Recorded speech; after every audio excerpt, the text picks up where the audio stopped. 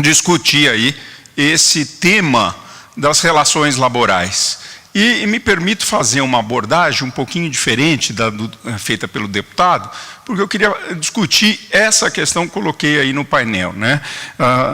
Subordinação, autonomia e a parasubordinação nas relações de trabalho.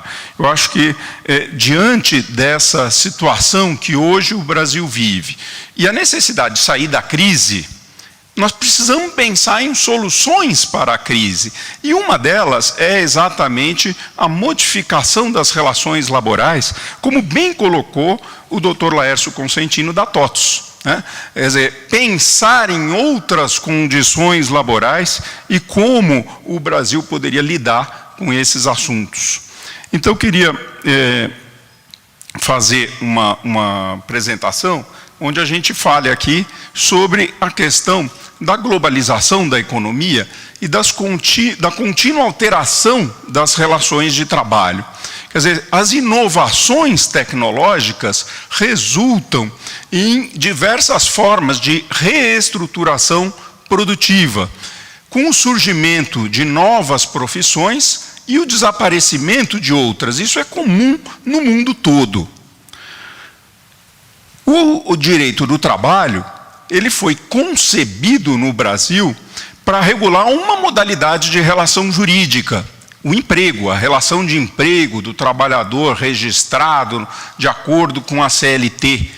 Mas essa relação jurídica deixa aos poucos de ser hegemônica.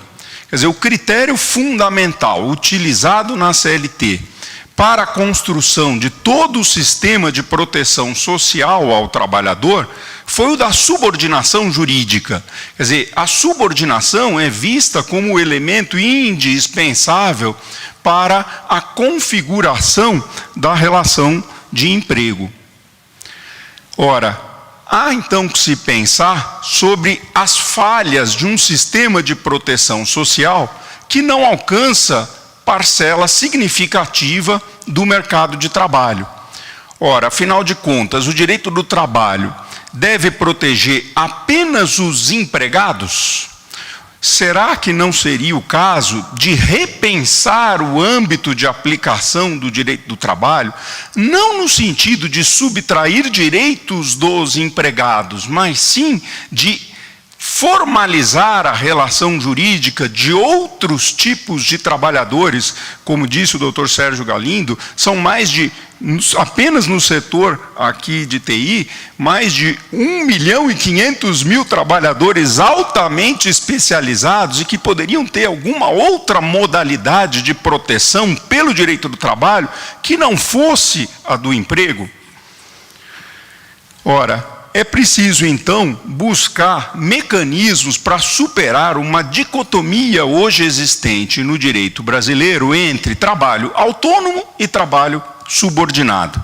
Quer dizer, ou você é empregado e tem toda a proteção da CLT, ou você é um trabalhador autônomo e não tem proteção nenhuma, a não ser aquela decorrente do contrato de prestação de serviços celebrado por meio da empresa e desse trabalhador autônomo, muitas vezes se valendo de mecanismos como o da pejotização.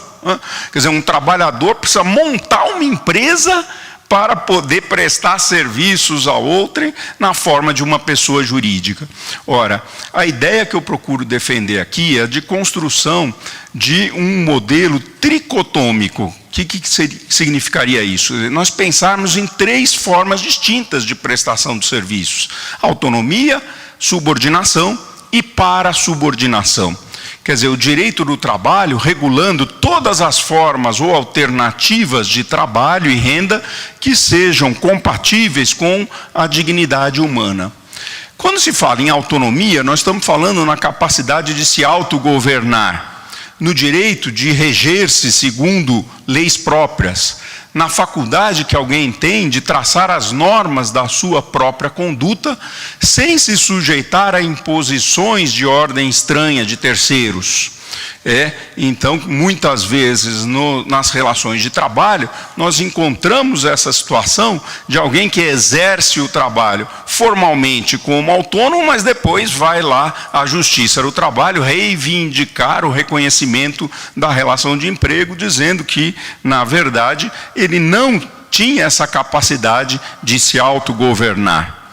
A subordinação prevê a ideia de uma ordem estabelecida entre as pessoas, segundo a qual umas dependem das outras, das quais recebem determinadas incumbências. Vale dizer, a dependência de uma pessoa em relação à outra. No direito brasileiro, a subordinação sempre foi vista como principal critério para a distinção entre as várias modalidades de relações de trabalho e também para a aplicação da tutela jurídica respectiva. A subordinação pode ser definida como a sujeição da atividade do trabalhador ao poder de direção do empregador, mediante um vínculo contratual, vínculo estabelecido pela CLT. O empregado aceita a determinação pelo empregador do modo de prestação de trabalho.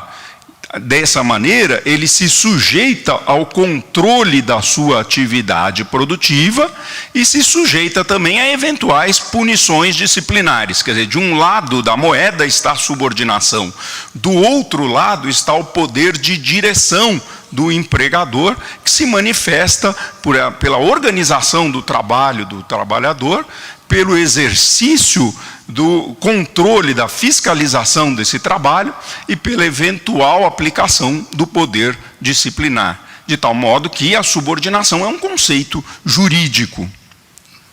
A parasubordinação é um conceito que é estudado na doutrina europeia, em especial na Itália. As relações de trabalho que são desenvolvidas de natureza contínua e nas quais os trabalhadores desenvolvem atividades que se enquadram nas necessidades organizacionais dos tomadores dos seus serviços, mas tudo em conformidade com um contrato que é firmado entre as partes, visando colaborar para os fins do empreendimento. No direito italiano, o conceito de parasubordinação abriga diferentes tipos de relações jurídicas, conservando cada uma a sua específica disciplina substancial, conforme cada caso. As relações jurídicas recebem uma regulamentação suplementar, além daquela que está na lei, por meio de contrato coletivo, que garante algumas medidas de proteção, por exemplo, contra um rompimento do contrato de trabalho de uma hora para outra e que possa deixar um trabalhador economicamente dependente daquele contrato sem qualquer tipo de rendimento. Quer dizer, a tutela processual aos trabalhadores parasubordinados no direito italiano se dá da mesma forma que os empregados, que os subordinados. Quer dizer, a lei prevê o direito dele ir à justiça, invocar a justiça do trabalho para a defesa dos seus interesses, mas para aplicar o direito material que é próprio do trabalho parasubordinado. Eu reproduzi aí o dispositivo do Código de Processo Civil italiano, onde ele faz referência a relações de agência, de representação comercial e outras relações de colaboração que se concretizem em uma prestação de serviços continuada e coordenada, preferentemente pessoal e ainda que tenha alguma forma de subordinação nessa prestação de serviços. Na verdade, com o reconhecimento da existência dessa classe de relações jurídicas, o que o direito italiano procura deixar claro é que, em primeiro lugar, o trabalho parasubordinado possui algumas semelhanças com o trabalho subordinado, mas com ele não se confunde. E, em segundo lugar, a parasubordinação vai muito além do conceito tradicional de trabalho autônomo. O trabalhador parasubordinado assume a obrigação de atingir uma série de resultados consecutivos coordenados entre si e relacionados a interesses mais amplos do contratante. Interesses que não estão limitados aos que derivam de cada prestação individualmente considerada. Assume relevância a ideia de coordenação, no sentido de uma organização dos serviços coordenada.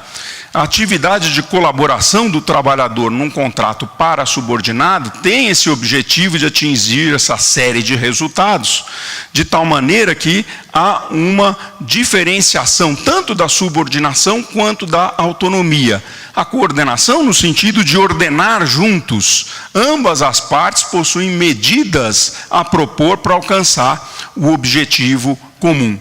No trabalho subordinado, o trabalhador se sujeita ao poder de direção do empregador. Não há coordenação. No trabalho autônomo, os serviços devem ser executados em conformidade com as condições do contrato. O trabalhador entrega a obra ou o serviço, o resultado contratualmente prometido. Também não há coordenação. Quer dizer, no trabalho subordinado e no trabalho autônomo, o trabalhador deve cumprir certas instruções que são vinculantes em relação às necessidades do tomador dos serviços. No trabalho para-subordinado é diferente, porque o poder de dar instruções é diferente do poder de coordenar a prestação dos serviços. Quer dizer, a coordenação se enquadra em níveis que se unem e até mesmo se sobrepõem. Há necessidade de todos ordenarem juntos o trabalho, levando até a modificações do programa contratual à medida em que ele é desenvolvido. Então, para finalizar, essa concepção tricotômica que eu procuro defender, é indispensável uma reforma no modelo brasileiro de relações de trabalho, atingindo tantos aspectos do direito individual quanto do direito coletivo. O direito individual deve atender simultaneamente a duas finalidades que são históricas para o direito do trabalho. Primeiro, servir como instrumento de proteção dos trabalhadores. E segundo, como elemento de promoção das relações profissionais. Mas elas precisam se integrar com uma nova sistematização das normas sobre o trabalho humano, de maneira a convivermos com diferentes tipos de contratos. O contrato do trabalho subordinado, do autônomo, do para-subordinado. As relações de trabalho, então, admitindo soluções articuladas para a administração da questão do pessoal nas empresas. E também com uma extensão das tutelas além dos confins da subordinação, de forma a trazer para o mercado formal uma parcela de trabalhadores que hoje estão excluídos, os PJs da vida, as cooperativas que muitas vezes são acusadas de fraude na prestação dos serviços. Com essa diversificação das relações de trabalho, no entanto, não se pode abrir mão de uma reforma sindical, para que a negociação coletiva possa também estabelecer as condições de trabalho desses prestadores de serviços para subordinados. Então, eram essas as principais questões que eu queria trazer para a reflexão e agradeço muito o convite.